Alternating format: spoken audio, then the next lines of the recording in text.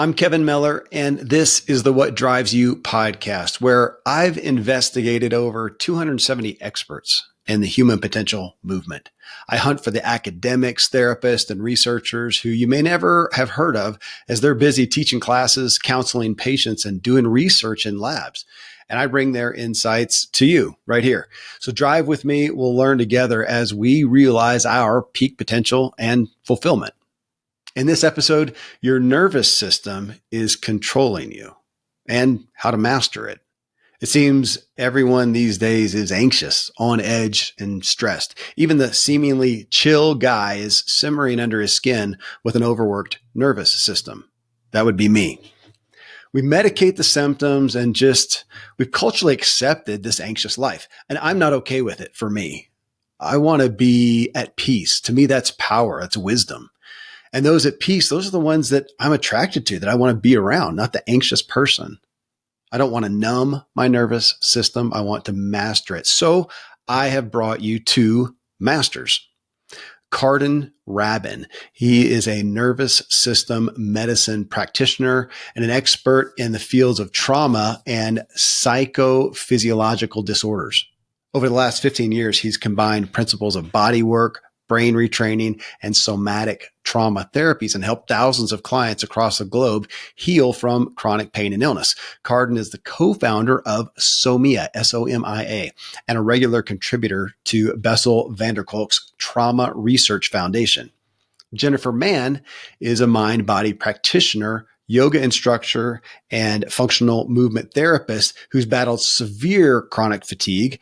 She started researching alternative approaches to healing that chronic fatigue and was able to completely recover using trauma-informed mind-body healing. She now leads a community of over 100,000 followers on Instagram and is the other co-founder of SOMIA, which has helped thousands of people from all over the world regulate their nervous systems. Well, friends, it was an incredible discussion as I really just sat at the feet of Karden and Jennifer as a student to learn for me.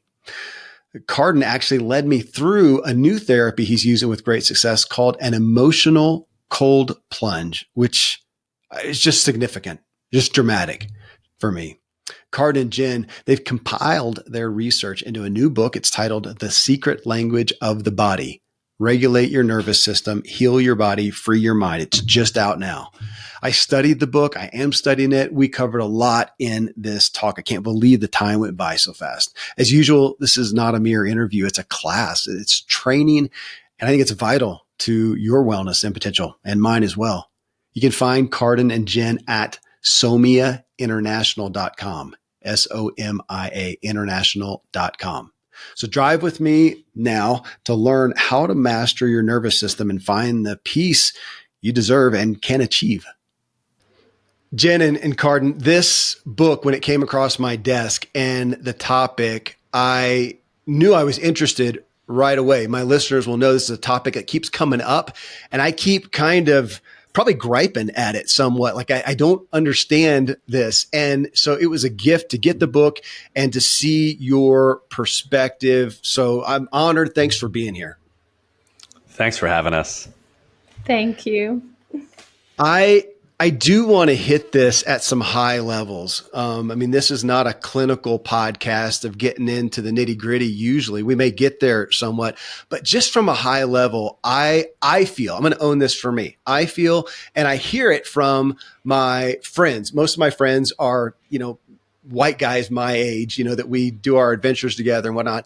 And we're looking at this issue of anxiety that we deal with and that our family, our kids and our wife or friends are dealing with. And it's almost this feeling like, what the heck is wrong? We are not in danger here. We know we're not in danger. We're not getting chased by a saber-toothed tiger, and yet we're running around with anxiety, and our kids have anxiety and they have nothing to be afraid of. And there's almost either guilt or frustration that I feel is going through people as we don't understand this. I'm assuming that that's a primary reason you wrote the book. Fair? Yeah. Karden and I both have our personal journeys with mind and body symptoms, anxiety being one of those, especially for me. And so getting to the root and, healing ourselves in our own journeys, yes, was a driver for us to share that information online, to work with clients to help them recover.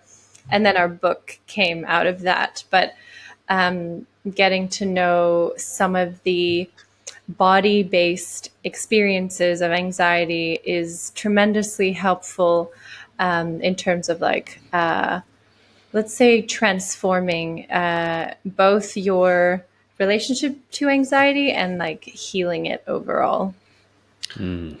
Give me a layman's look at that aspect. I know you hit it in your book, but I want you to talk about it as to why it is that we're not generally in physical danger of something. It is more mental. And it seems like, as you talk about it, if we were being chased by a saber-toothed tiger back in the day, it might happen once during a given day. And so you have a big, it's a legit reaction. You deal with it and then you get past it. Now, today we're feeling that similar anxiety constantly from the next email, the next text, or whatever. So it's almost worse when it should be.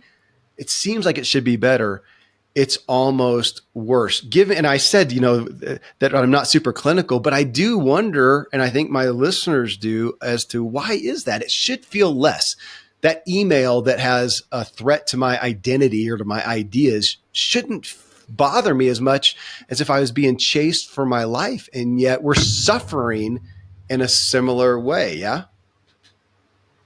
Yes. Yeah, we sure are. It's regardless of you wanting it to be different,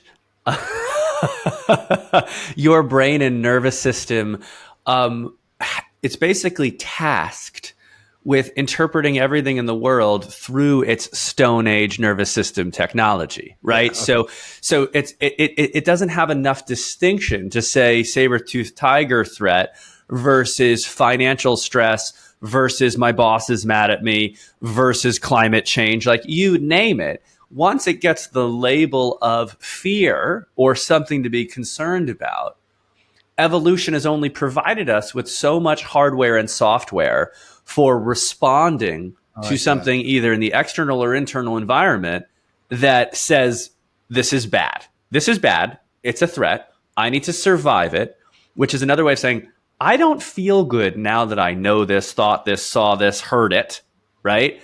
My biology's task and my nervous system's task is to somehow make me feel good again, which is to say safe, right? Not anxious. And I have a ventral response, which might involve talking to my friends, finding some social support. But then if that doesn't work, right, then I'm going to go through a range of other responses that are hardwired into the system, right? Fawn, people please, fight, flight, collapse, shutdown, depression. These are our options. And another way to think about it, on one of your episodes that I loved, and by the way, I'm going to come at you in this one, Kevin, because there was such good stuff there that connects with us. It was the one you did with Dick Schwartz. You talked about how this was not the context you were talking about. You're like, I wish people still drove manuals, okay, like 5-speed transmissions, 6-speed transmissions. And similarly, like in your nervous system, your car has 6 gears, dude, right? And you might want it to have a 7th gear or a 9th gear. You might want your car to be able to fly or go underwater, but it's not designed that way. It's got a gas and a brake and a bunch of gears. And as long as you're in that car, whether it's like a tsunami coming at you, a horde of zombies, or just some a-hole that's driving poorly next to you, you have limited options for how that vehicle can deal with it. And the same goes for us. Okay. I appreciate the analogy on that. And you've got me thinking, I think a lot of, again, I'm just going to own it. A lot of it, I look at the anxiety and think, okay, it's not a tiger. It's not some guy with a sword. I kind of wish it would be, because it would feel more legitimate. And because it's not, in my head, I'm just thinking I shouldn't be having a problem. And therefore, I'm just tacking guilt on with it. I wouldn't feel guilty for telling people, holy crap, I got chased by a tiger, and I'm kind of wigging out a little bit. Everybody would, I kind of feel proud of that, actually. But to say that, oh my gosh, I'm wigging out because I got a call from my wife and she wanted to talk about money. It just doesn't feel I don't feel very proud of that. And so I'm attaching guilt. Would would you guys say that that's common, that where we used to have what we would think of as well-placed fear, now we have this anxiety that doesn't seem, for a lot of us, doesn't seem that relevant, and that we're making it worse, exacerbating it by tacking guilt on it. And so maybe first step is we need to have some grace and compassion for ourselves, that it just is what it is. I love that you talk about grace and compassion. And I think that a lot of that is an important part of like leveling up, right? Learning, healing yourself, and getting to the Kevin or Jen or Karden 2.0 version of ourselves, 3.0 version of ourselves. And I think that you're right in a sense that, your wife may call you and then you experience this and you're like, why am I feeling this? Like, why is this causing so much response in my body?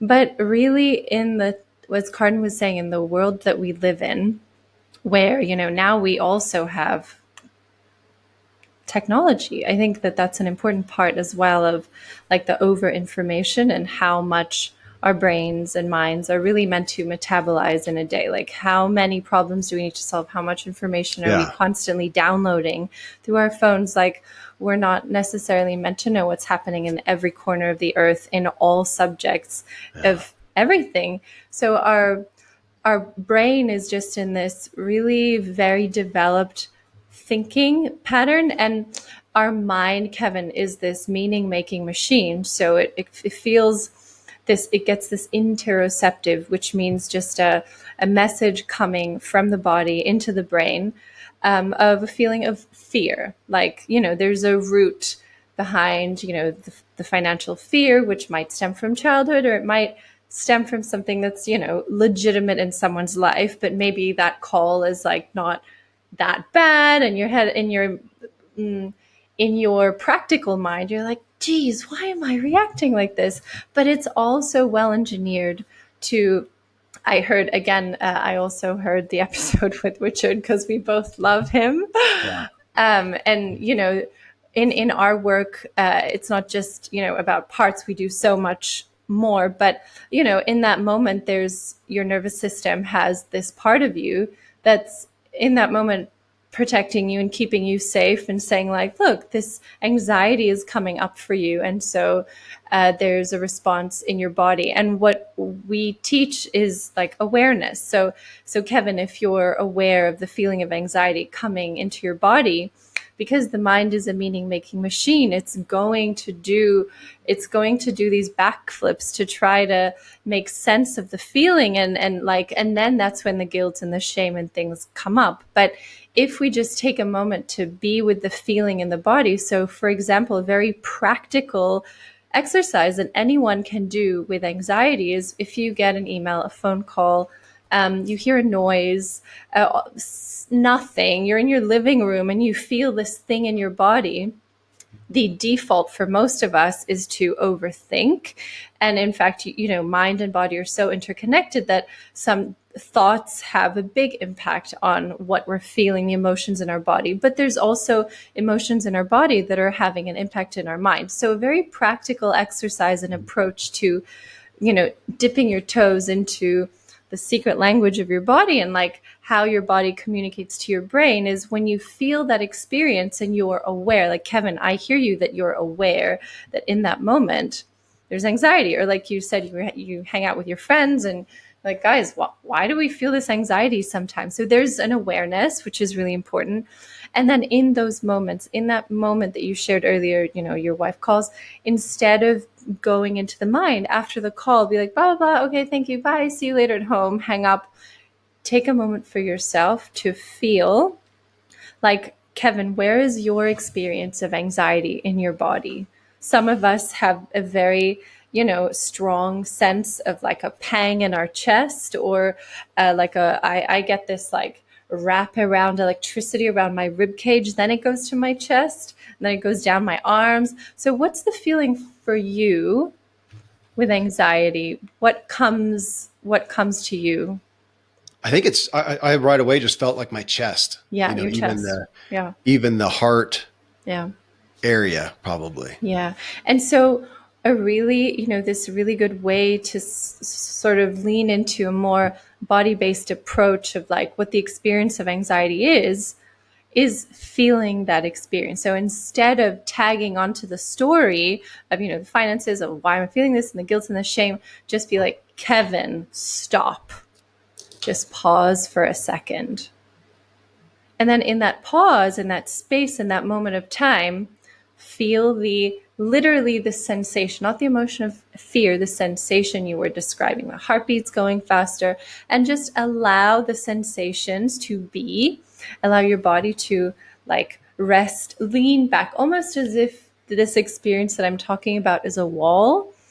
And when you're unaware of how to tap into your body, you're holding yourself up off against the wall. You're not leaning into the wall. When you can dip your toes into this experience in the body, which helps downregulate your mind, which helps downregulate the anxiety, you lean into it. So it's almost like that feeling really. So Kevin, if right now I tell you, what is it like to just lean up against a wall? Like what happens to your muscles, your body? Like if you're just like leaning up against a wall. Relax. Yeah. Relax. Yeah, I love that. And I love the exhale as you said that.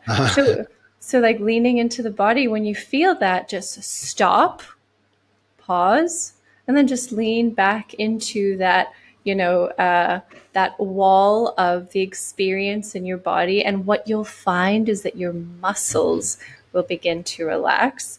And then that message, how we were talking about interoception, your teacup, that message comes back into your brain. It's like, oh, actually, it's a little bit better now. So the mind doesn't have to do a lot of work, and the body is resolving itself by you feeling the experience of anxiety and allowing it to like move through your body. And essentially, emotions, and they only have a short lifespan, neurochemically in our body. So if you allow that feeling to be felt without mapping on the story of the mind that keeps igniting it, the anxiety can soften. Okay. You said a couple things there. And you first said that we feel this thing and we overthink it. Or you said you spoke to the tendency to overthink it. Mm-hmm. And I see that in people. I feel like I run the other way. I don't want to overthink it. I don't want it to have any. This is just the candid reality that I've been realizing. Because I don't want it to affect me. I don't want to get stuck in it, and that's my fear in overthinking it. And so I have habitually over my life, I just stuff it. I just run from it. I medicate. Let's just put on some good music. Let's go for a run, whatever. That's just, negative thinking or whatnot. And it's, again, I don't feel like it's relevant. So I'm not sitting in it and allowing myself to feel it. And I think if I look back, it's some programming I was exposed to that I agreed with, which was, no, we don't want to get into it because then it might overtake us and then we're going to get stuck in depression or whatever. So we're just going to run from that crap. And that's what I've done and never resolved. Yeah. Karden, I see you. Yes. I was loving it all. I was loving it all. I'm patiently waiting to step in, but Jen is in her flow. So I was going to just chill over here. I'm watching your eyes go and I want to hear what you're thinking. Well, so please. Yeah, okay. I'll simply say yes, right? Absolutely. In fact, Jen was beautifully describing sort of the volley that can go on between mind and body that exasperate an anxiety process. You then kind of really brilliantly described a classic coping pattern, which is repress and run. Repress, yeah. I'm going to repress and I'm going to run. And that, on top of that, my mind's going to do a fancy trick and rationalize why my strategy works. I'm not going to get stuck in that. Blah, blah, blah, blah, blah, blah, blah, blah, blah. No bad vibes here, right? Like I'm a high vibrational blah, blah, blah, blah, blah, blah. You just right? nailed it. Yeah. Yeah, you're welcome. Well, that's thanks for undressing me on camera. Well, And That's what Kevin, we're here for. you think you're not thinking, but everything that Karden said is exactly that. When you repress, when you avoid, when you run away, you go into your mind. So you might be like, no, at all costs, this is not, I'm going to get out of it. I'm going to, avoid. But really that experience is moving from your body to your head. Cognition is always at the mercy of your emotional and your survival state. Every single time. Cognition has no shot other than to possibly compartmentalize and gaslight yourself. So put that in the context, right? Like I said, Yeah. you've just said, I've done this strategy my whole life with no resolution, right? Because there's this inherent barrier to actually dealing with the unfeelable. And then your mind comes up with a great explanation for why this is a good strategy, X for X, Y, and Z. Now, but it comes back to that thing where you said, like, I've never outrun it, and it still dominates me. And in fact, I'm in a perpetual hamster wheel between that horrible pressure in my chest and the endless cycle of management thoughts in my head. Now, in a sense, you've done a great job because at least your head hasn't joined in the downward spiral of hell. Good on you. Okay, I'm proud of you for that. But it's still a management style. And what I just wanted to drop in here for a second to make it hyper practical real quick. You started the conversation by being like, well, we're not exposed to saber-toothed tigers. That's correct. But almost all of every human being's anxiety on this earth, most folks, is that they're actually anxious and in a survival state, avoiding their own feelings that are intolerable. So your wife calls you about money. It's not you're not perceiving in that moment finances as a threat.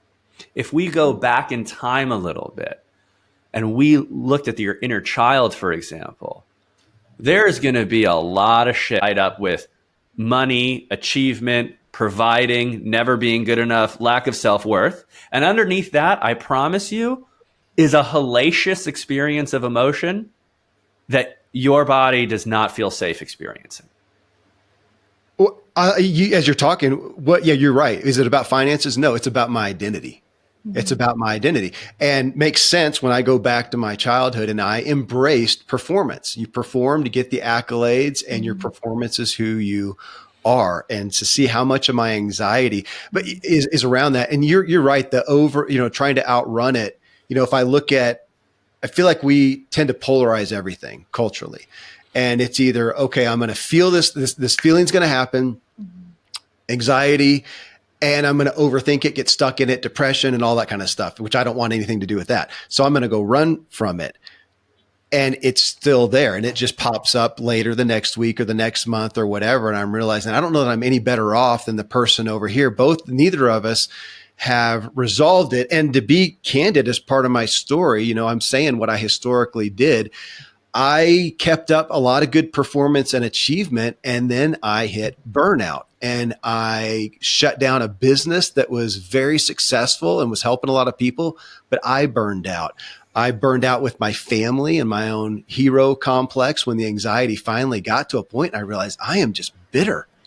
I'm bitter. This is not what I want to be. This is not who I want to be. But apparently I do have limits, and I'm not Superman. I'm not God. And so I have seen the collateral damage.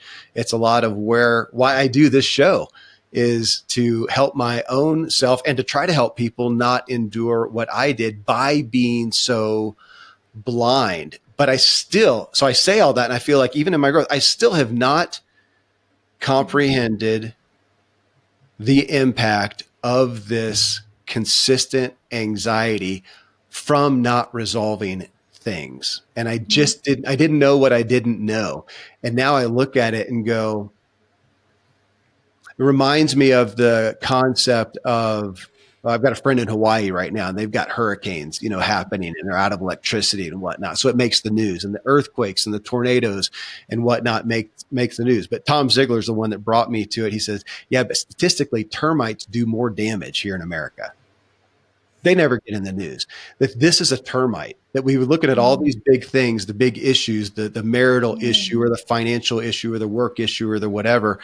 And I am been focused on these big things and not paying attention to these little termites of constant anxiety that finally caused me to shut down a business, to try. It was like a Zoloft type thing at one point when I thought I'm wigging out here. And it brought me to those ends. And so it feels like this.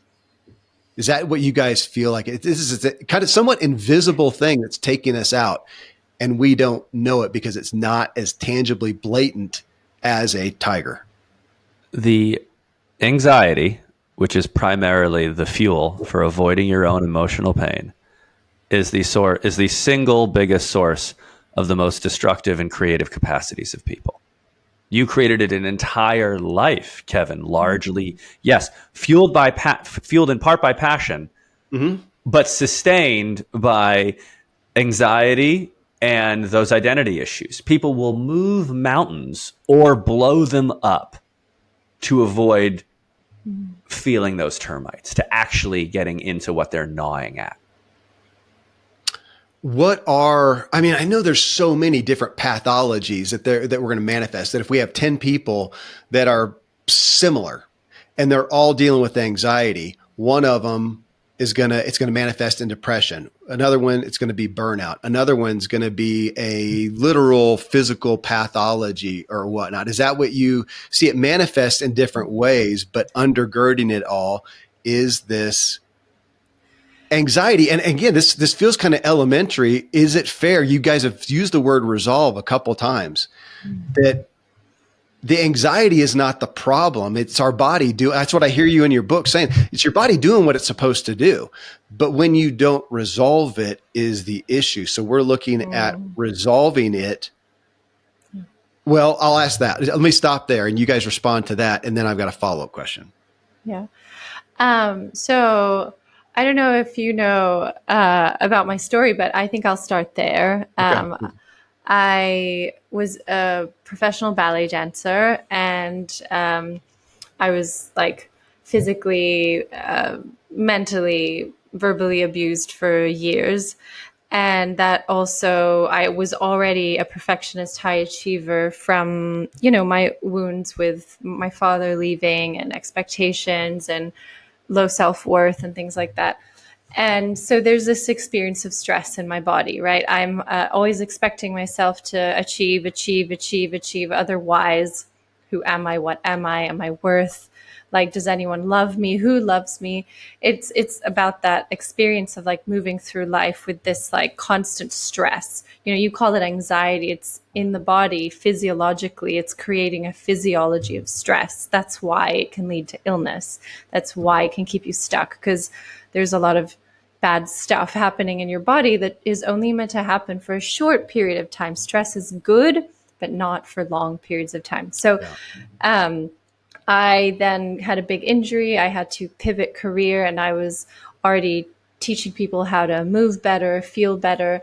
But then I decided to go back to school, and I am a big nerd and I love learning. But in that moment, one of the big reasons for me to go back to school was like to prove to my dad, subconsciously. In that moment, I didn't know that, but it was like, look at me. Not only was I a professional ballet dancer, like in the whole, like top theaters in the world, but now I'm also going to have a second career and I'm going to excel. And I'm not only going to go to the school, I'm going to go to the best school. I'm going to get the best grades.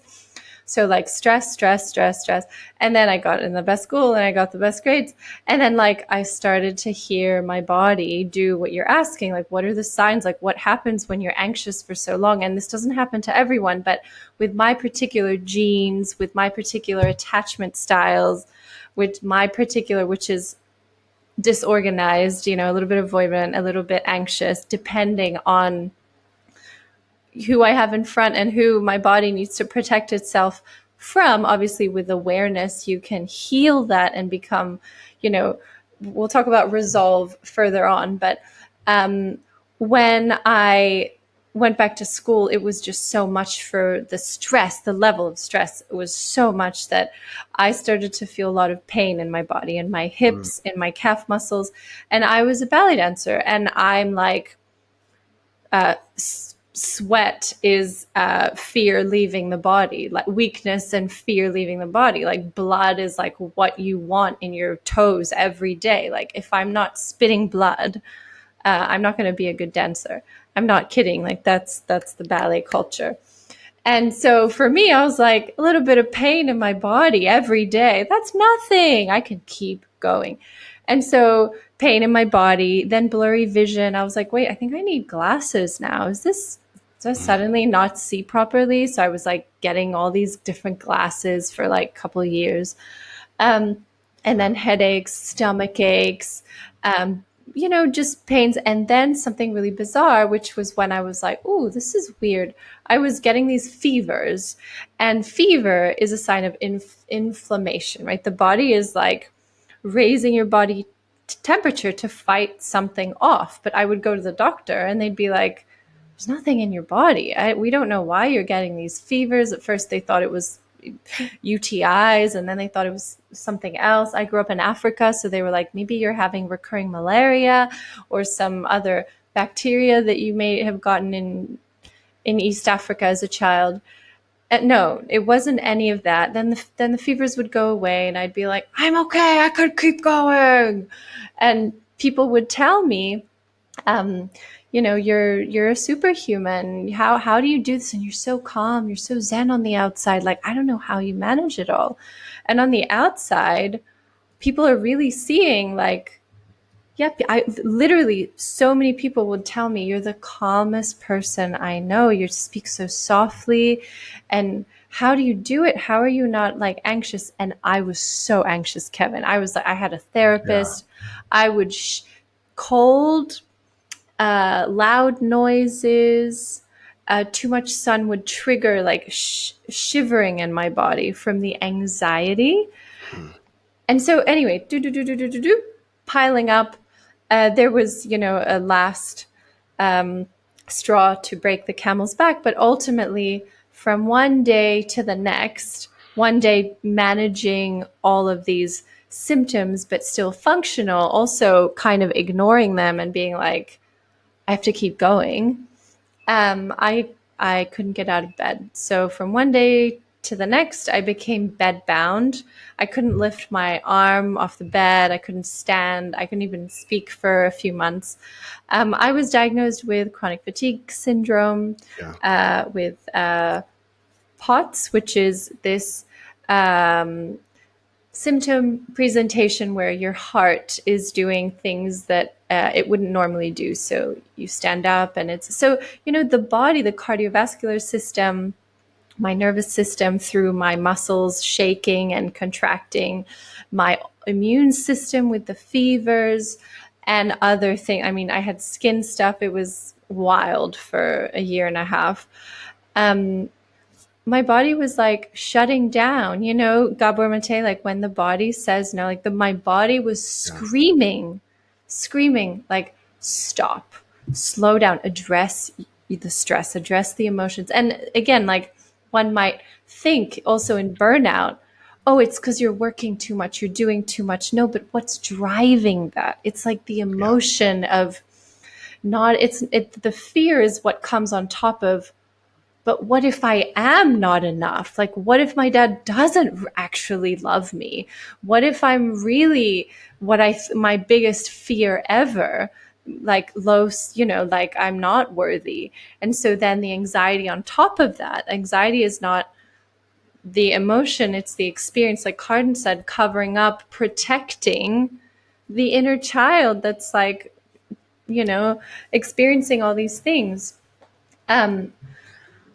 So going back to your question of like, who can experience what, depending on your genes, on your culture, on your upbringing, on the trauma that your parents had, right? Intergenerational. Like if your parents had a certain lifestyle, a certain upbringing, their parents had it, they might have had fibromyalgia, and then your parents might have had it, and or some pain things or migraines, or and then you're like, oh, I get migraines, my dad gets migraines.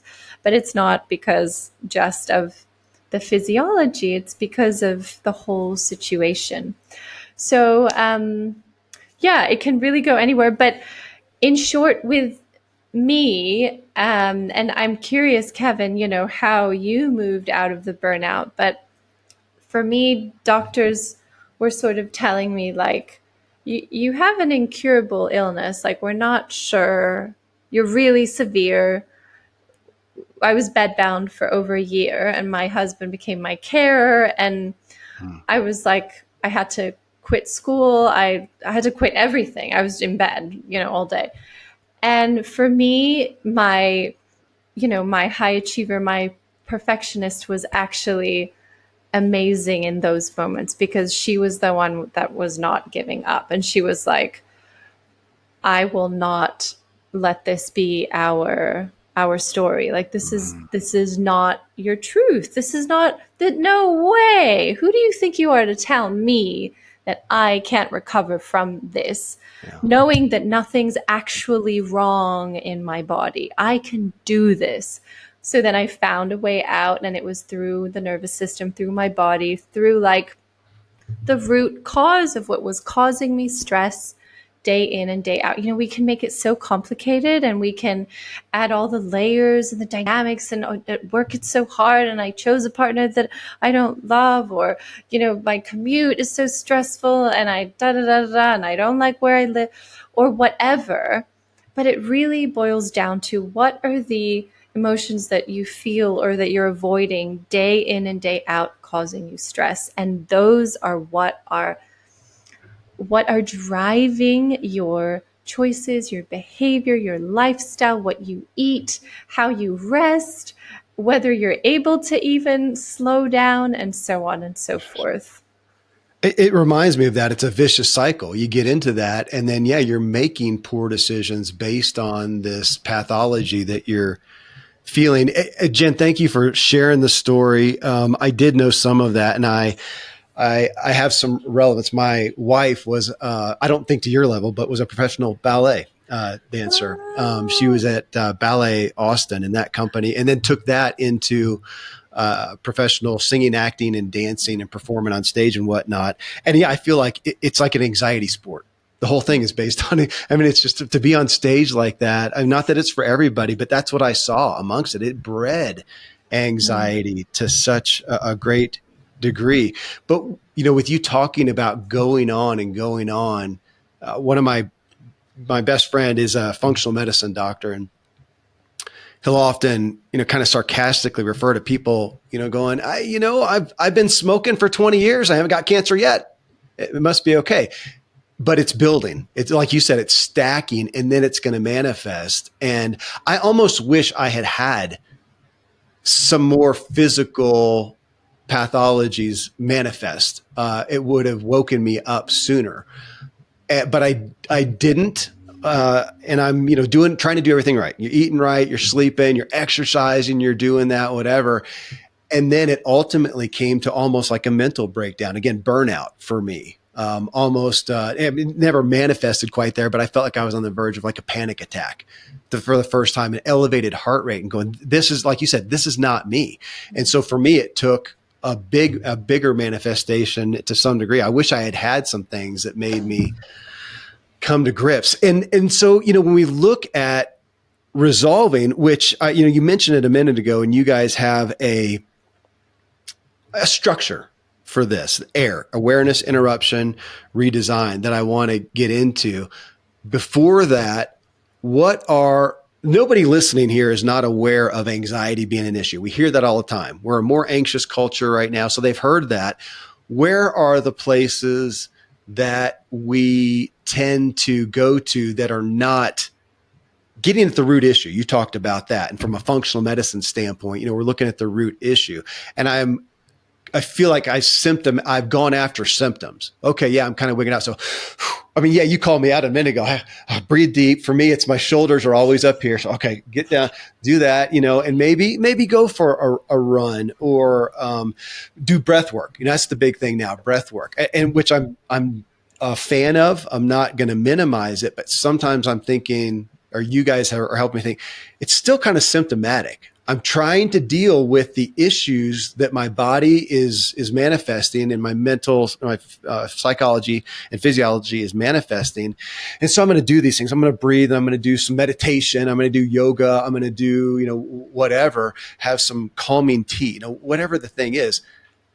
But are we still, what I'm finding with you guys, is that's still symptomatic. I'm still not getting underneath here and going, well, awareness. That's more, I almost feel like as I was reading your structure here, that we're more prone to let's just interrupt it. Let's just interrupt it. Let's just do something. Yeah. Okay, go. You guys talk to me. Oh no, I was agreeing with you. I was like, yes, Kevin, that's exactly right. I'm feeling tension, and the tension that I'm feeling is like there's two places that our conversation can, like, for me, be headed in right now. Okay. And one of them is, and I'd love to talk about AIR, awareness, interruption, and redesign, and definitely the critical aspect of interrupting the habitualized coping patterns that we have that really don't resolve. But like, resolve keeps being the word that I'm kind of sinking my teeth into in this chat. And so I'd like to, Kevin, can we try something together? Please. All right. Because like, I'm just not feeling interruption right now. I'm feeling a little bit more resolve. So We're going to try something that I have jokingly entitled emotional cold plunging. Okay. Right? Okay. Very simply put, if you follow our theory here, anxiety is a shield against unfeelable experiences inside. Okay. The things that threaten your identity, the feeling of unworthiness, the feeling of shame, the feeling of failures. By the way, Kevin, things that you might either not feel or have not felt in so long that you look at me like, I don't know what you're talking about. No, just keep going. But for candor, no, I do. I sit here and I've done, soon it'll be 300 of these in-depth discussions on this stuff. Tremendous. And yet I still sit down and go, yeah, I know I have imposter syndrome. I can wave at it now and I think you're stupid, but you're still there. Right. I know better, but it's still there. And it's also, by the way, these unfeelable feelings that are the fuel for the protector parts and the firefighter parts, for all those pieces, which are a remarkable and useful personification of physiologic survival mechanisms. Yeah.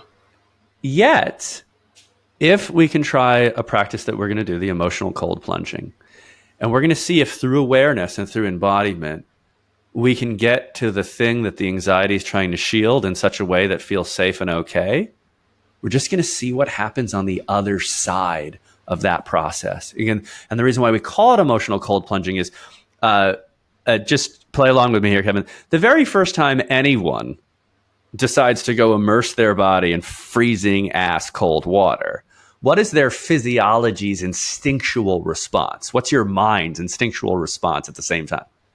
Oh, it's kind of terror, and in your body, you can't help it. I mean, you can't, I live out in Colorado where all the water's butt cold. So I do have some history with it, and I've learned some coping mechanisms, I guess, but you can't stop it. But beyond it, yeah, you're right. The physiological and mental response is one of two usual things. Get me out of here. Like, people hit that water and then they levitate out. Like, they defy gravity with the velocity with which they can get out of it, right? Yeah. Or the other one is what you said, the breath goes and they freeze. They actually get stuck and they almost suffocate. That's how intense it can be. Yeah, they can be dangerous. And I'm actually going to offer that you haven't learned coping mechanisms.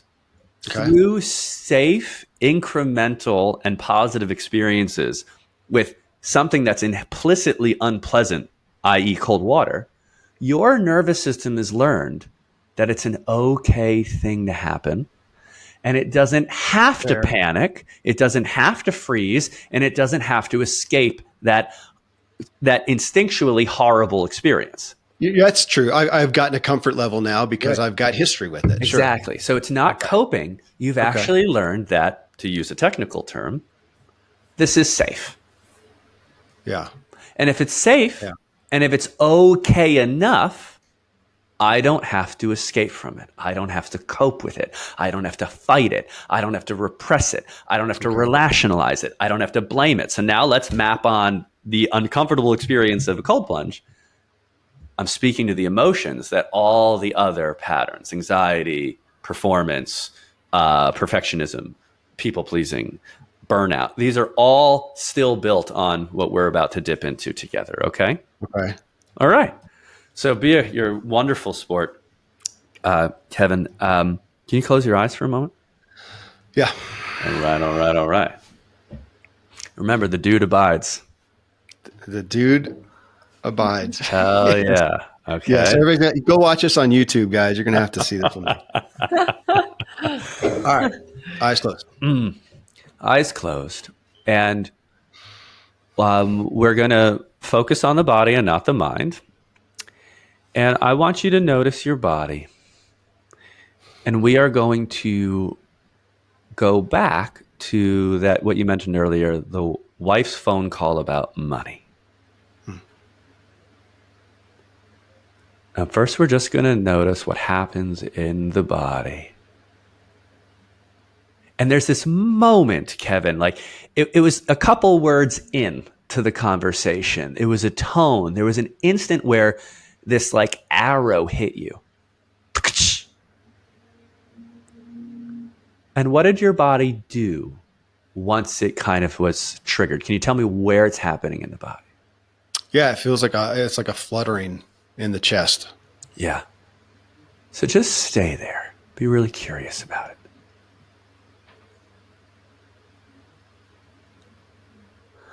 And what you might notice is that I'm asking you to be curious about it, but it's this experience that kind of like a stone skipping off the water. This is where the mind's going to become activated. Oh, honey, we can do this and this and this. Or blah, blah, blah, blah. There's action that wants to be taken. Justification. Everything. Yeah. Anything. And I don't want you to do that. I want you to inhibit that and stay with the sensation. Okay. Fluttering.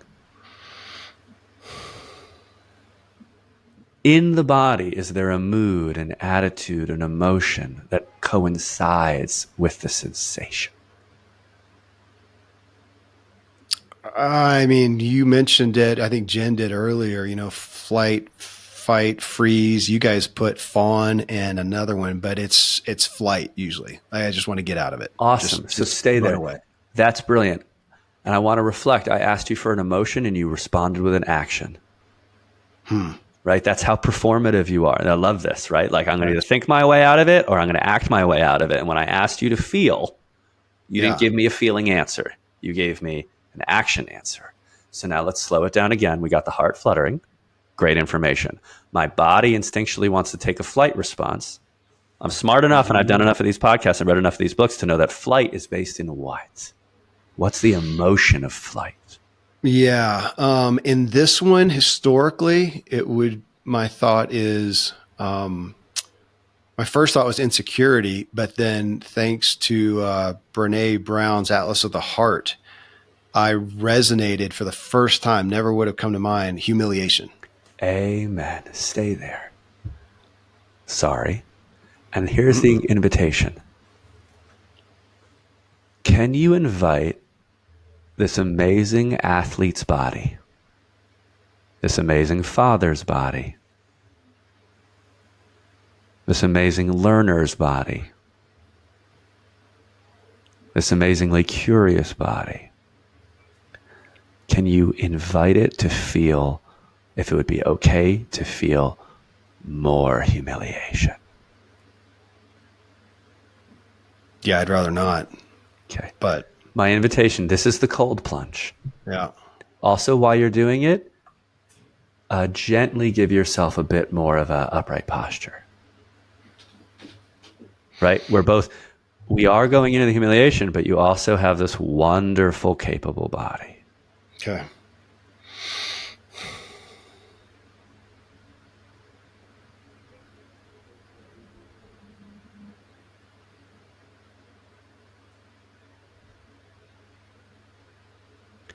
can I let my body feel more of the thing I've run from forever?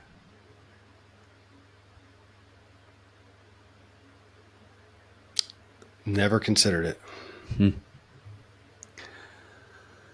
And notice what's happening in your body and your mind as this idea, this invitation, this possibility, this embodied practice to allow yourself to welcome and feel the thing underlying the anxiety.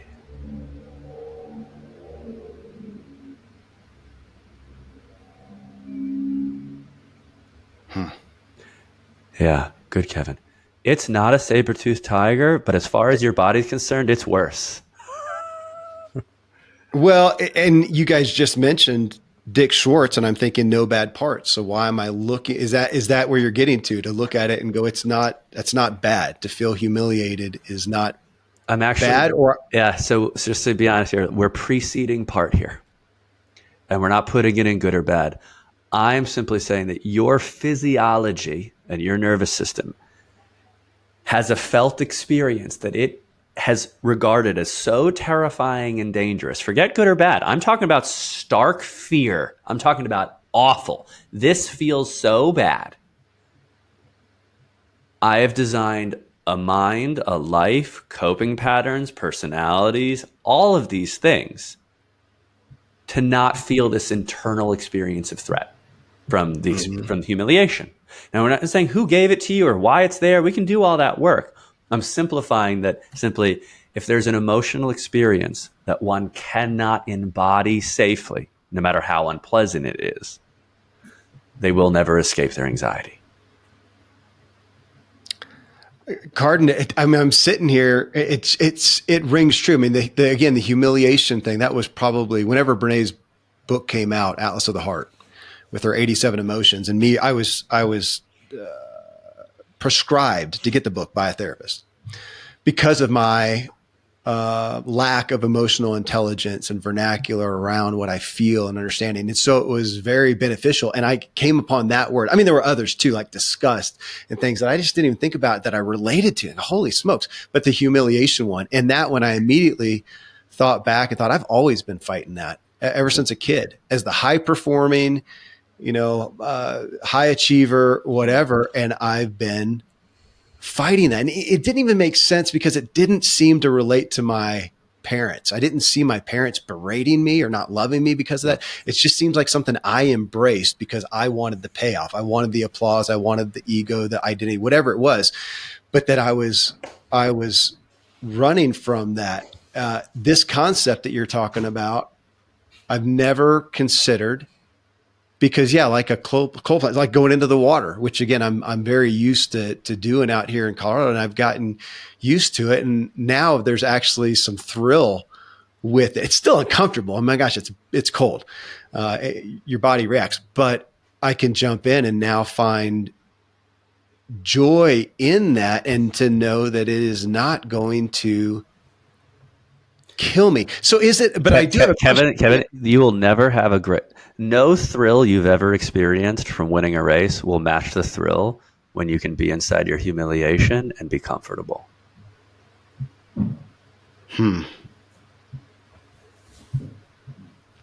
It resonates. I'm gonna have to sit with that one and try that on. Well, hey, you're going to try it on, and then you're going to have one of your little sub podcasts after this one, right? You're going to do some emotional cold plunging. But I bogarted the mark for way too long. No. Well, no, I have a follow-up question though, because is the idea I'm going to caution myself always in regards to these issues with minimizing. I'm a minimizer. If there's a risk or whatever, I'm a minimizer. I tend to do that. I know that, and I try to guard myself against it. So in this, it's not. Would it be fair to say I'm not looking at it and going, okay, now humiliation? Yeah, it's not. I'm not going to die, so I'm minimizing it. I don't hear you saying that. It's over because I don't minimize the cold water. It's cold, man. I'm going to tell anybody it's cold, and if you're not up to par, you may freak out. But I can get comfortable by what? Is it by realizing it's just not that bad or I can endure it? The name of the book is The Secret Language of the Body, because it's not going to be something you realize. It's going to be something you experience.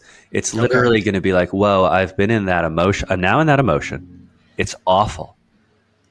But for the first time in my life, I'm not ejecting into my mind. I'm not medicating. I don't feel the need to do something else to be okay with what's happening right now. And it's going to be something that's experienced. And, another big thing here is to have a complete human experience with no interpretation.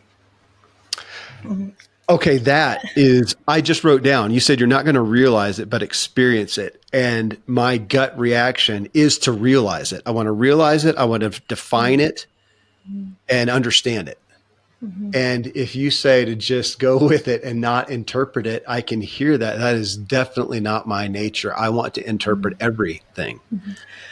Kevin, I have some similarities with how how your body responds automatically, like the flight, the avoidance, the overwhelm in certain emotions, and how we cope by doing and but just to why one, how do I put this? Parts and all the other incredible frameworks are that they're a framework to help ourselves realize more, understand better, think in a way that's more helpful, and integrate with the experience of our body. But just for a moment, if we think about ourselves as like an organism, right? We have a brain and a body and nerves and hormones, and these communicate.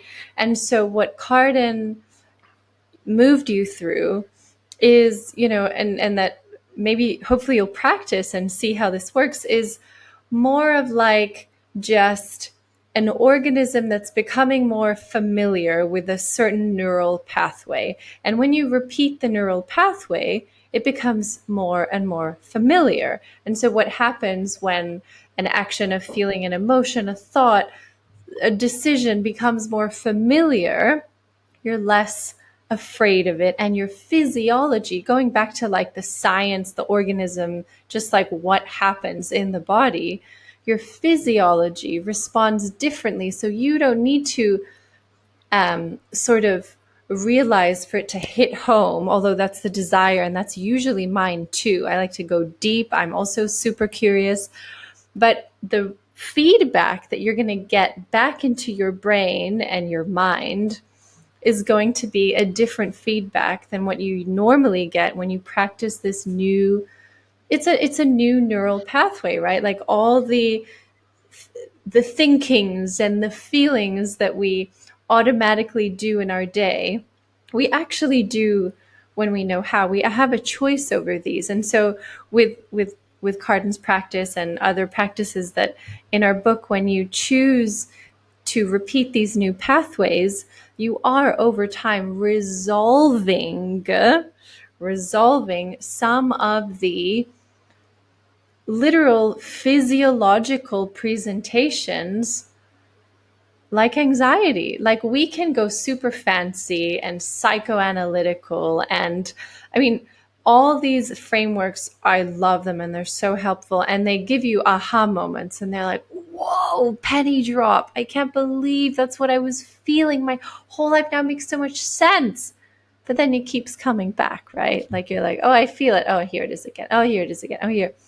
But when you start to take action toward that, in this case, emotion, you are changing your brain and you're changing your physiology. And so the next time that experience comes up, because, your body it has its default reactions in certain situations. So finance was a trigger. It's not the root, but it was a trigger. If your wife would have said, let's talk about hamburgers, you probably wouldn't, you probably wouldn't have had anxiety. But although finances was not what you were worried about, it is a trigger for you because of how it's rooted in identity and what it means for you as a man, and so on and so forth. But yeah, I hope that this helps also the meaning seekers, like, but what does all of this mean? Like on a super, super basic level, you're changing your brain and how it works and how it expresses itself. Like when you do manifestation work, meaning like you wake up and you practice a feeling, a thought, a vision. And when you practice it over time, like manifestation is not magic. You don't like think something and then it drops from the sky. Your physiology is feeling safer in you taking action towards your true desires or what you want to achieve. So instead of avoiding, you're actually Googling the course that you want to take, or you're like, oh, did I just hear that person say, whatever it is that you're looking for? So your senses are all of a sudden attuned to what it is, and they're not afraid. So they're able to, arrive there. So in the same way, the type of practice that we offer of the human, just like the human experience and healing yourself, is really about change. It's like, it's not a plaster, it's not a quick fix, and it's not a coping mechanism. It's like change your brain, change your body, change your health, change your life. Okay. Thank you. Question on that. As I listen to you talk, let's go back. Let's just stick with humiliation. So that is a natural feeling, along with 86 others, apparently, according to Brene. It's a natural feeling. My body's doing what it's supposed to do. Karden? No, Kevin, I got you. Keep coming. I'm going to wait till you're done, and then I got you. Okay. I am, because now I'm looking at it, and I could easily go to, so I'm going to make peace with this thing and never feel humiliation again. Incorrect. So... I know. That's where I'm going. I'm listening to you guys going, oh, wait a minute. Because that's where I would be going. And instead you're going, no, that's your body doing what it's supposed to do. The point is to... What are you going to do with that information? So up until now, because you haven't, let's say there hasn't been a certain level of awareness. I'm going to give you two stages here. Because I love what you asked here. I actually heard Brene Brown talking to Simon Sinek and, terrible. I forgot who the other guy was. Adam Grant, probably something like that. Anywho, and apparently in team meetings, the only time Brene, she said this herself, her leadership collapses is when she gets afraid. Her skills at holding a group and doing leadership collapse when she has fear that she's not aware of and not properly responding to. Okay. So in this case, going back to humiliation is information in an embodied form that really feels terrible. All right. Mm-hmm. What shifts besides the fact that you're actually dealing with the most accurate information, right? I'm not trying to deal with my anxiety. I'm not trying to biohack with my breath. I'm not working on symptoms, as we were talking about 30 minutes ago. Now we're working with one of the true origin of the habit stack that exists on top of that. Humiliation has a well-worn neurophysiological habit stack. Either problem solve, repress, justify. All of those would just be considered a coping pattern habit stack on top of the cue of humiliation. Okay. Yeah. All right. Now, once we can actually feel humiliation with our awareness, we found the real KPI, the true most important data point. The work that Jen and I are describing is to give you the capacity to experience humiliation and do that mighty thing that between stimulus and response, there's a space, and in there lies choice. Who's that, Jen? I always forget. Can't remember. Yeah, same. Okay. Yeah, but we love that. Yeah. So now it's like, well, I'm going to actually be able to remain conscious and respond in a more useful, more productive, more compassionate, more effective, more embodied, more holistic, more connected and related way in response to humiliation where I've never been able to do that in my whole life. And that's where basically the reason why we have our book in multiple layers, mind, body, and human, is that you do need a certain amount of history and awareness of the core origins that underlie coping patterns so that you can start then applying the best of neuroscience, awareness, interruption, and redesign to change your response to things. Last little bit about this is the cold plunging is another perfect example. Before, the response to cold plunge was unconscious and immediate. Get me out of here or I'm going to freeze. Before, the response to humiliation was unconscious and immediate. I'm going to repress, I'm going to justify, I'm going to attack, I'm going to work until I burn out. Now you can stay in the humiliation and start an entire new cycle of response and choice in brain and body. That's go ahead, Jen. And no, I was going to say, so I'm so glad Cart said that. Gosh, I feel like there was a big missing piece. Like the point is not to eliminate your emotions. It's to change the outcome. So you feel humiliated. You feel, really hurt by someone's actions and words, because whether they mirror, your parents when you're a child or whether they're truly hurtful in that moment, when you're aware of your emotion, your response, that is what changes your health. That's what changes in that moment. If you are aware of, we're talking about humiliation now, but I can think of an instance a few days ago where I felt really hurt by some of a dynamic in my husband's family. And I didn't even have anything to do with it, but because it mirrored something from my childhood, I felt so unwanted, alone, unloved, and really hurt. But in that moment, because I knew that, I didn't. In the past, I would have shut down. I would have probably gone for a long walk and then come back, forgotten all about it, but held a lot of tension in my body. Maybe be anxious for a few more days. Maybe be, on edge around them. But because I was aware of that, I was like, this is okay, and I feel more safety in the experience of low self-worth, and so it doesn't affect me like it used to. Okay, thank you. That's where I wanted to question you, and maybe you just answered it. Let me say this, and you tell me if I'm tracking. So, as opposed to, well, one, historically, I think it's been just, can I just not have these any negative emotion? Can I just rise above that and be God or whatever, Superman or whatever? Well, that didn't work.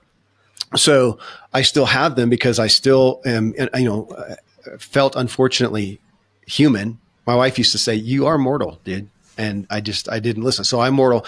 So if you guys, and I don't know if I've heard, I think a lot of people have heard fight, flight, freeze.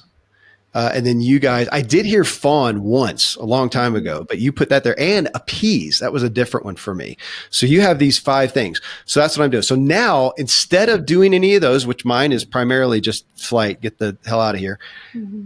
Instead of that, I'm going to come here. I am going to feel emotion because I am a human, because my body's doing that and it has a purpose in doing that. But I'm going to be aware of the emotion.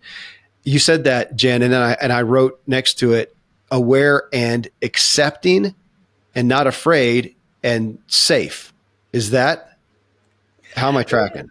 Yeah, I think you're on the right track. It's truly changing. So instead of being reactive to how you normally would in terms of that particular emotion or experience, and your reactivity might be the flight followed by anxiety. Next day, you may not know why you're anxious, but in reality, you've been harboring that emotion for a day or two. Instead, you're aware of it. You're able to, emotionally cold plunge or lean up against the wall, like feel the emotion, become comfortable. And like you and I, Kevin, have a pattern where we feel something overwhelming and we check out. Like I want to run.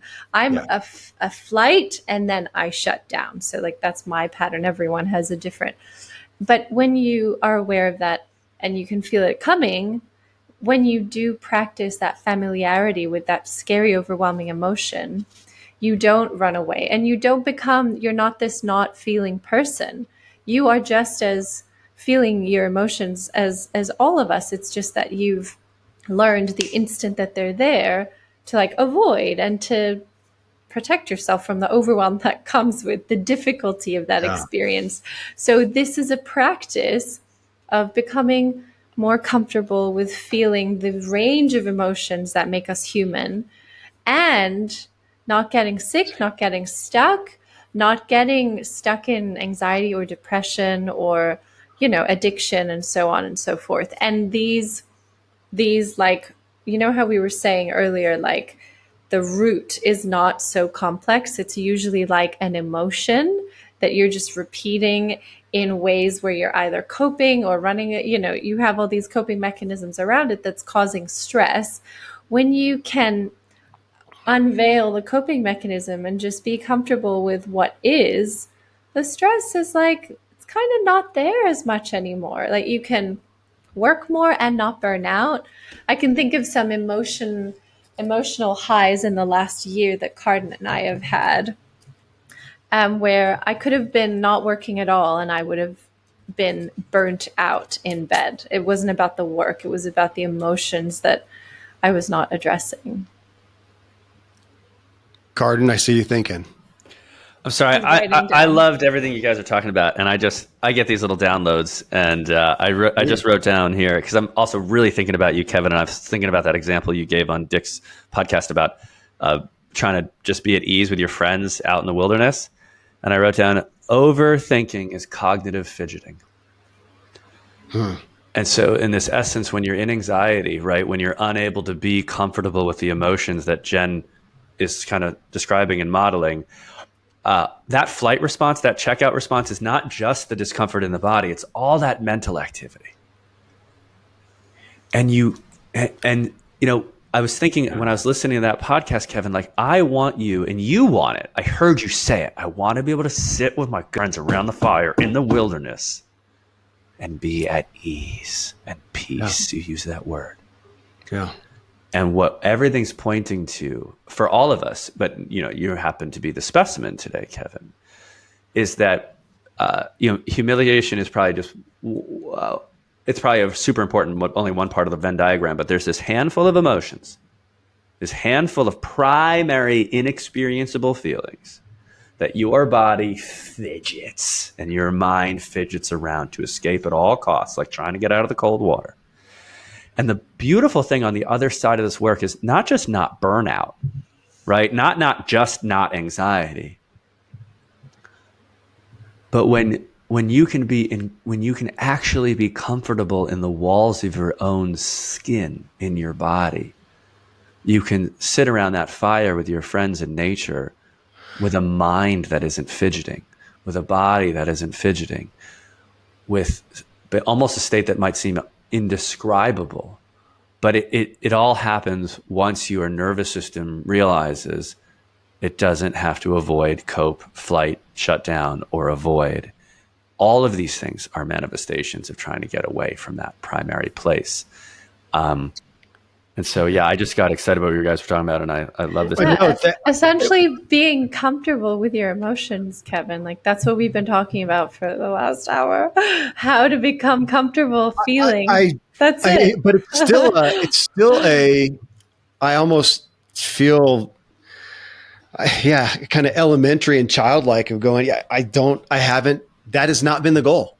Yeah. That is not, I've been trying to be aware of them.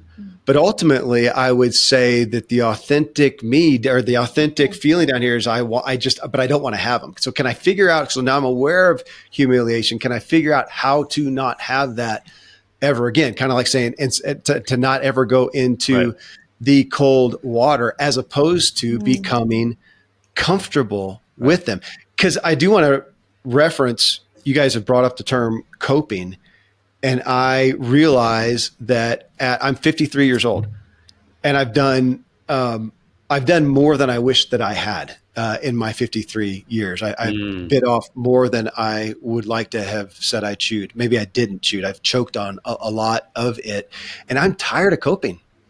I'm tired of coping. Now I'm not tired. I'm not some old dude that's just tired. I'm as excited and inspired as ever, but man, I'm tired of some of the coping, of the running. And that makes total sense. I'm tired of experiencing what my body is geared to experience, but I'm to experience it poorly. You said you're really tired, but you said it yourself, you are tired of running. Yeah. That's what you're tired of. Yeah. And the simple invitation here is the most counterintuitive thing, which is that the running ends when you get comfortable with what you're running from. And I've been missing it because I'm tired of running. What I want to do is figure it out and eradicate it. Which is not going to work either. So like, I was thinking about you and Jen as athletes, because I'm just a fat, lazy sack of bones over here. You know, I always admire endurance cyclists. Like, did it ever occur to you to would you ever try to eradicate or deny the burn or the grind up an 8-mile climb, as if that's not something you're supposed to experience as a cyclist? Can I take that further? Yeah. Okay. Because you just hit on something that, again, makes so much sense. I come from a heavily religious, background, and it's a joke amongst my peers as we talk about this, the concept, we grew up with this concept of, you do everything right, get your points in heaven, and you're going to die and then go sit on a cloud and sing hymns for 1,000 years. Oh my God, kill me. Amen. I mean, could there be anything worse? I want challenge. No, I want to go up the mountain. We just did a big mountain climb a few days ago. And if it wasn't a challenge, it wouldn't be any fun. Then just go sit at a fast food restaurant and eat crap. I mean, there's no challenge in it. Of course we want the challenge. So I'm saying that to exaggerate your point of, I don't want a challenge. I hope that if I die and go to another place that I get challenged and I get some hardship and something to overcome and to work through. And think about how going up that hill, despite being exhaustingly hard, is not fatiguing or tiring in the way that this running is. It's inspiring. Right? Yeah. So that's all I'm going to say is that you never wish to eradicate the burn in those thighs and your lungs as you're doing something as hard and difficult as cycling, because it's also a part of that endurance world. I'm sure Jen will have some beautiful example on the ballet front. Well, part of being a human, part of being a man and a woman or whatever identity you are, is the thrill and excitement and burn of emotions. Yeah. Well, we're going to run out of time, and I could keep going on this for another hour. So I do want you to, let's go ahead and just stick where we're at on humiliation and whatnot. Go real quick if you would. It's your show. You can go where you want to. But my thought is I would ask you to hit, awareness, interruption, redesign. Give me a quick snapshot if you can in our remaining time.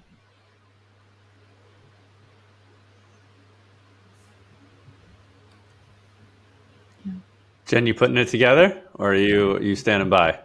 No, I'm thinking I don't know how much time do we have? Well, I don't have the time limit. I know it's later on your side. No, it's Why don't I start and then I hand it over halfway? That's not okay. We'll see if we can Should do we that do pass that? off. I also know that I feel like Kevin's body and psyche even more than I do. And you do whatever you've got time for here. Yeah, no. So Kevin, how are you feeling now, by the way? We've talked about, all these. I know that you said you've done millions of episodes on yourself. But how are you feeling? I feel good. This is almost a place. This is like a mountain bike ride. It's kind of a place of flow. Having a conversation like this that I care deeply about and resonate with is, I'm kind of amped always in doing this. And, there's a little performance aspect to it. I try to forget that we're recording and just be with you guys. But overall, no, it's very comforting and inspiring. And even as I admitted some aspects of imposter syndrome that come in, I know we're doing a good show. We're talking about things that matter, and we're saying things that I'm going to hear responses from of, oh my gosh, that was so great. So it's inspiring. Amazing. I'm inspired. So as you were saying all that, you're just sharing the state that's in your body right now, which is like inspiring and like amped and like, so how does that feel right now? How does your breath feel right now as you're sharing this experience right now?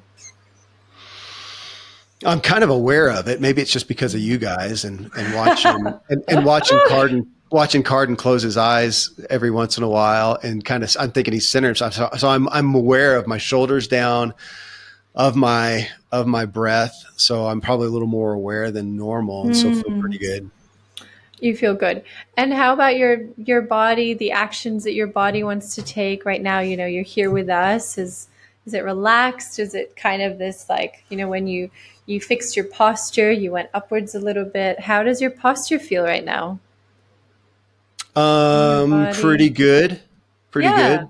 Yeah. And if your body could do something right now, what's the action it would want to take? Would it want to I don't know, like give us a hug or like high Oh my five, gosh. or does it want to like lie down and like just keep chatting? Like what's the vibe in your body? Oh, I would wish that we were in a studio together and I Mm. could put my hand on your arm or your shoulder when you make a good Yeah. point Yeah. and a hug would be great as well. But Mm. that's the one thing. Now I'm grateful we can do this, especially since Yeah. you're overseas and whatnot. Yeah. But it would always be to have the energy of being together in physical touch. Connection. I love Yeah. that. Oh my gosh. Connection is like one of the most regulating experiences, especially in a way that you described. So that's going on in your body right now. So we're building that awareness. And then what sensations are you feeling in your body? How's I don't know, your belly, your shoulders, your face, everything's relaxed, or is there any tension anywhere? Pretty relaxed. I do, even in my own excitement that I have. I don't know if I can say it's free of anxiety, but even just the excitement, inspiration of ideas and whatnot, I can still get myself anxious with that. My shoulders can still come up, Yeah. and I'll find Mm. myself here working on something that I'm inspired by. There's no Yeah. gun to my head. There's Yeah. nothing, and yet Yeah. I'm almost in an anxious Yeah. state, and Yeah. so that's something Mm. I'm trying to ever more be aware of. I love that. And you know, when we land on E of base, which is what I'm going to ask you to use when you feel those experiences, when you're triggered with that anxiety, your breath, the actions your body wants to take, the sensations in your body, the language of your body. What's your body telling you right now? And then emotion. So right now, you know, you mentioned connection. I can see your face lighting up, your eyes, some joy, some excitement. What emotion can you name that you're feeling as you're talking, as you've been talking this hour and a half? I often, I think, with these and whether I'm, with new messages or digging into things like this, I've been playing with that, with what is it, and I think hope is a lot of it. It's a Mm. hope for seeing what I don't see and experiencing what I haven't experienced, and and something that I can share. It's always excitement to share it, whether it's with my Mm. family or a friend or in the next book I'm working on or whatnot. And to go, oh, Mm. I got an insight that Mm. I'm experiencing and I get to share with somebody, which sounds altruistic. I hope it is, but even that feels selfish. It's the imparting of something like that, that it's like watching a good Yeah. movie. You want somebody else to experience that too. I don't Yeah. know if that's altruistic, hopefully Uh, some, but I accept it as selfish as well. It makes me feel great. I love that, Kevin. So, you know, we've sort of taken a dive into this beautiful positive experience that your body is communicating to you. So when someone is triggered and they're going into a default response, you know, what they're experiencing is anxiety or depression or anger or overwhelm or shutdown. Um, what we invite you to do is to, you know, what I said earlier, like, oh, I'm aware that this is happening. And I'm going to pause for a moment, take some time for this moment, and become aware of what my body is communicating. So I invite you in that moment to kind of say, either stop or I'm going to take a pause now. For some people, the pause works really well. Like, you have a remote and you're just like pausing, like I'm in this moment here. I'm just going to pause space and time, or literally use your hands and go like, stop. I'm feeling this experience, but stop. In this moment, I want to become aware of what is happening. So in that moment, when you're feeling the we've been talking about humiliation, this theme of humiliation, which thank you so much for going there and for sharing that with us. But my invitation is to go there with base. What is your breath like when you experience the humiliation? Do you, I'm sure now as your face has completely changed from when we were talking about the joy and inspiration of, the hope. So when you experience that emotion that you want to run from, when you pause time, you're like, just for a moment, I'm just going to be with my body. What is my body telling me? What does your breath tell you? I get short breaths, and I realize I'm not breathing deeply, and it almost feels, it has grown to almost feel painful mentally when I realize that. And to take that deep breath, I find myself doing that, but I'm probably critical of it, which I want to mention, Jen, as you're talking here, of being aware. In my efforts to be aware, we talked about the concept of trying to eradicate being errant. I think I also am just critical of that negative feeling, as opposed to, in Karden, when you were talking, instead of accepting and allowing. That has not been a part of my psyche in regards to negative feelings. Just a mini momentary tangent, because this is the lens we use. So there's the flight response, which is I'm going to get out of it. And then there's an internalized fight response, which is I'm going to hate it, criticize it, eradicate it. It's still these primary tools, those 5 gears we've been talking about since the beginning. And I'm going to let Jen continue to flow here. No, yeah, that's so good. That's all this information is helpful, and then integrating it is what will send those new messages into your brain. But you mentioned about your breath. What actions does your body want to take? We've talked about you sort of, when you feel that humiliation. I'm curious if now with more awareness anything else comes up, but sounds like you want to run away, occupy your mind with something else, do other things other than that. Is there anything else that comes to mind with the actions that your body wants to take? Is there any fighting towards, is there any fight response or any, yeah. No, not at the moment, but I'm with you guys and I'm watching your faces and I'm feeling your energy, and I feel, in all truth, I feel hope again. I feel hopeful, and the thought you actually, I went to my my room in my study at home. I've got a couch that looks out into the national forest, and it's a place of great comfort. I come in the morning with my coffee or my tea and my book, or just staring out the window or whatnot, and consider these things. And it's an eagerness to do that tomorrow morning with humiliation, and to sit there in comfort. Like, again, I've learned to do, with the cold. I'm not a cold plunger, because again, it's Colorado. You do that just by being out and adventuring, you end up in cold water.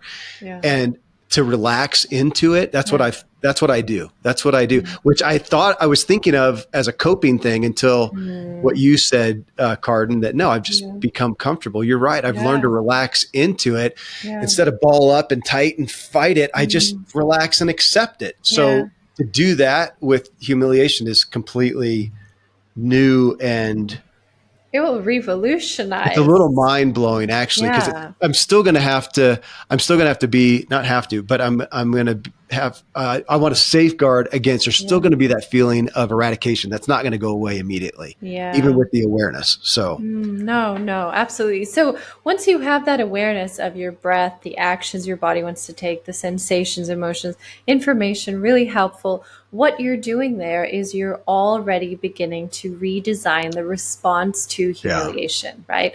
So it's not just about, oh, here's my breath. Oh, okay, let me try and change it. No, okay, wait, no, I'm not supposed to change it. Okay. It's just listen for a moment. What is your body telling you? And I know that critical part can come up and try to, come in there, and just invite him in and be like, okay, you're here with me, rather than it being you.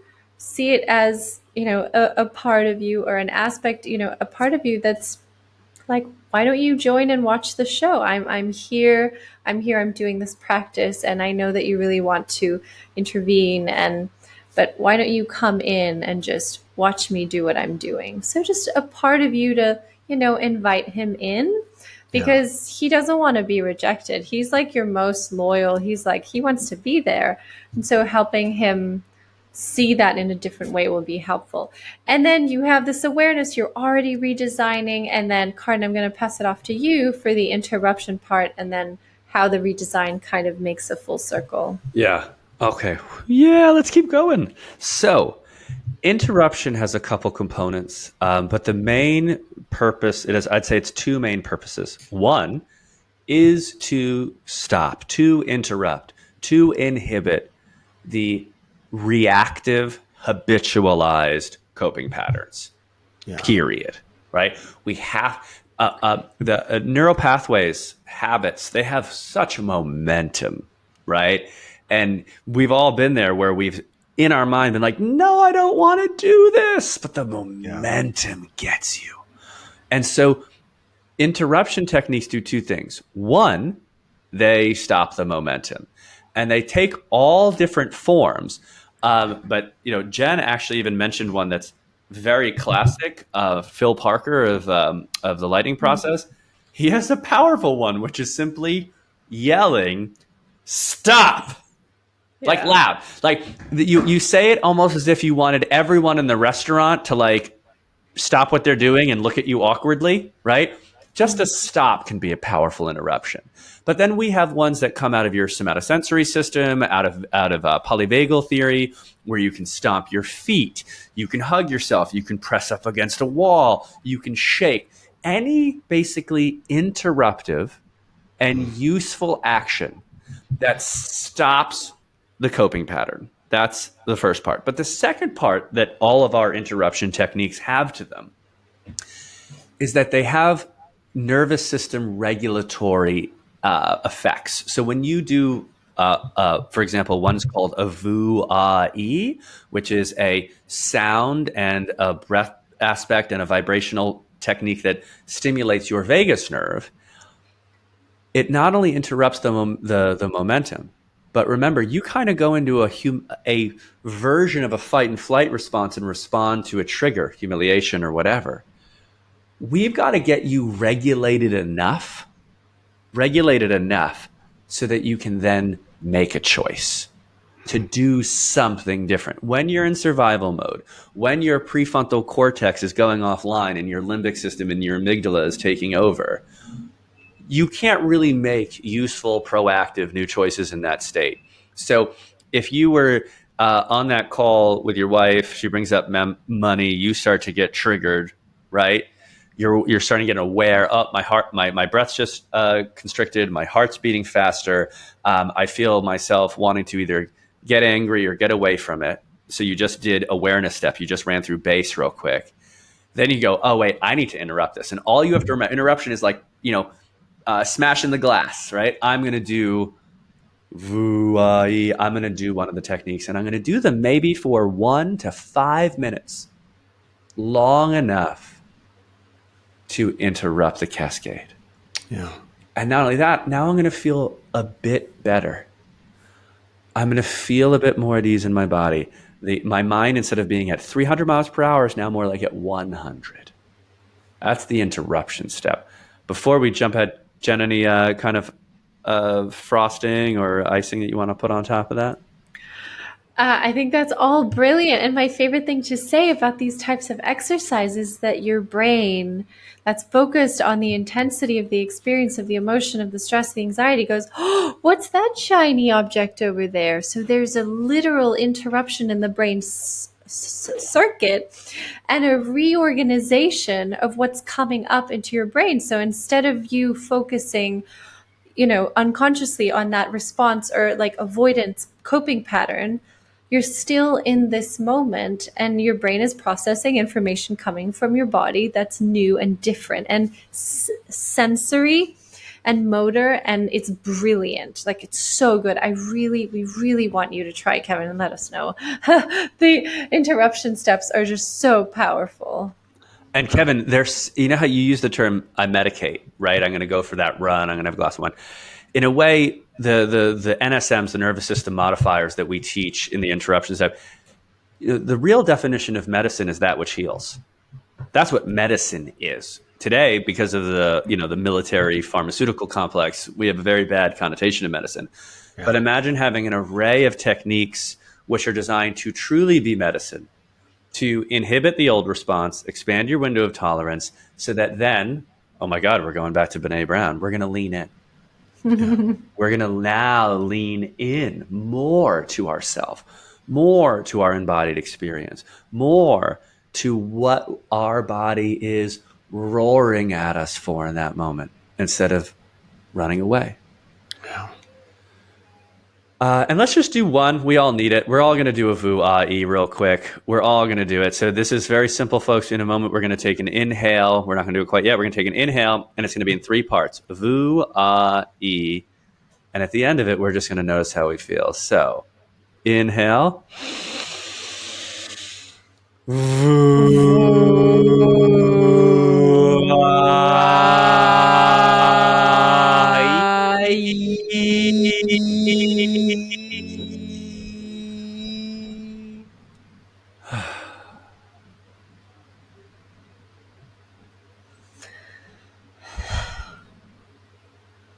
Kevin, you look cool. Right? So that's good. That's vu-a-e. We might cycle through that 10 times depending on the intensity of the trigger. And I wanted to do it right there, not only to demonstrate, but also I found myself, I was getting on my caffeine, let me bring it kind of train, which is an energy that I like.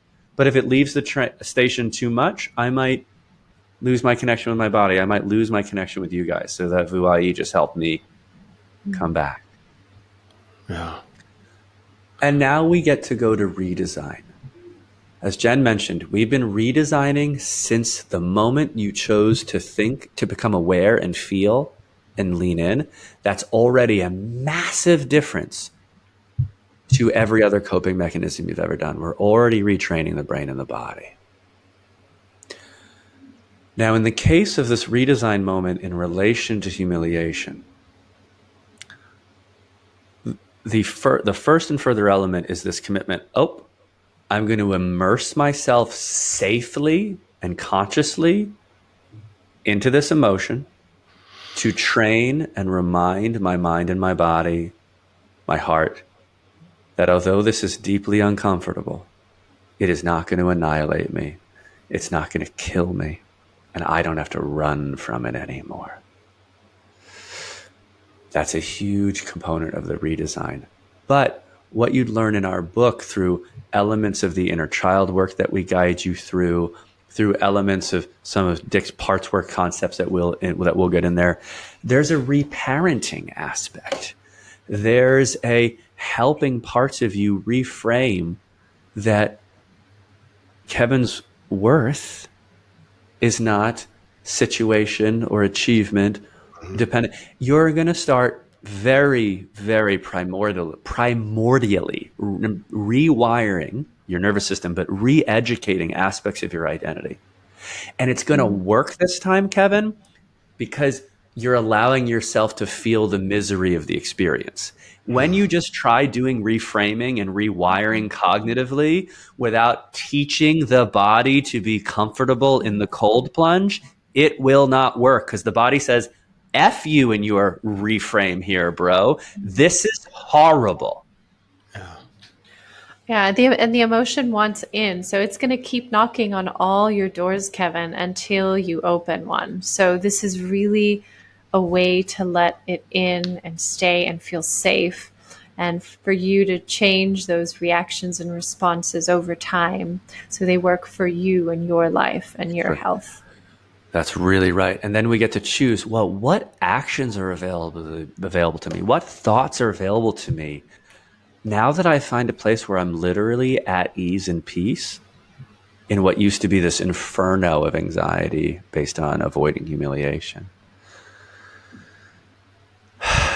And that's where the redesign is going to kind of be custom to you, Kevin. But like that in and of itself is enough. Like if you just achieve the place where you could feel at ease and at peace and in your body in that moment, that's we just won, right? We just got the gold medal.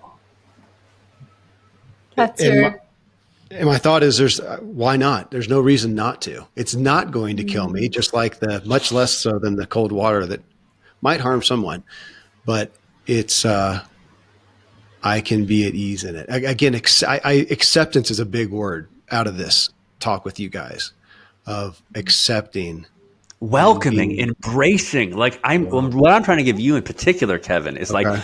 like I want you to reorient that athlete's thrill and pleasure and desire to win to like embracing your own emotions, to accept them, to feel that like, holy wow,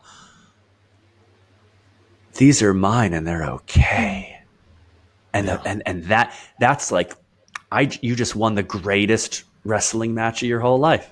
And it wasn't about defeating them. It was about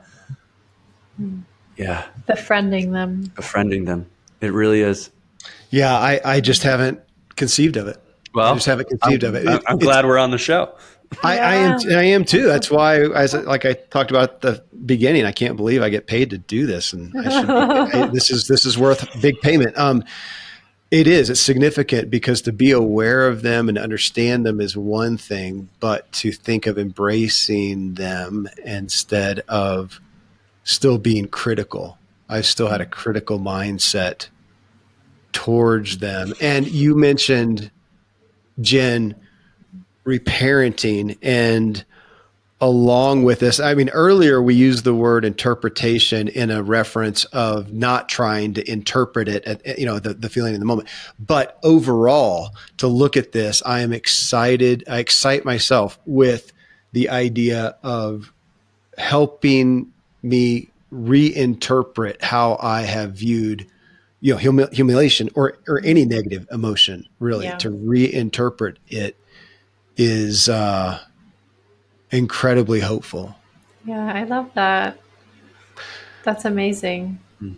Thank you, guys. This is And you're just sorry, I'm sorry to I was going to say you're very inspiring, as we're here as guests, but I think this has probably been one of my favorite conversations, and we've had a lot, because it hasn't felt like an interview. It's felt like like teamwork, like hopeful and helping people. As I kind of forgot that there are other people listening, which is nice, because that's when like the magic happens, when you're in intimacy, when you're in a moment of like, yeah. So thank you. This has been very special. I agreed. I appreciate you guys and your I was gonna say your energy, but it's more than that. It's your heart in this, which I sensed from the book and looking at you guys on Instagram and whatnot. But I am I'm touched and moved and again hopeful. This is there's few things, if any, more exciting than figuring out something I didn't know. And especially when the converse aspect of not knowing was causing me to continue a habit, a coping, whatever, that was not bearing fruit. So it's significant. I'm excited to bring this show to others and to stay connected with you guys. We need to do this more for sure. So Thank you. Thank you both. It's been a gift. Friends, thanks so much for joining me on this just an incredible drive. Again, that's Karden Rabin and Jennifer Mann. Their new book, The Secret Language of the Body, Regulate Your Nervous System, Heal Your Body, Free Your Mind. I studied it. We covered so much of what was in there, again, in this talk, but there's a lot to find in the book. I really recommend it. You can find them at somiainternational.com, SOMIA international.com. Got a question for me, for them. Let me know. Email me, kmiller@kevinmiller.co. Folks, I hope this episode helps you drive further and most of all, enjoy the ride. Thanks so much for joining me on this journey. I look forward to meeting you in the Drive Tribe community for ongoing discussions about each episode. You can subscribe to the Drive Drop newsletter for weekly updates. Find it all at kevinmiller.co, along with all our social media and video clips. Until next time, I hope this episode helps you drive further and enjoy the ride.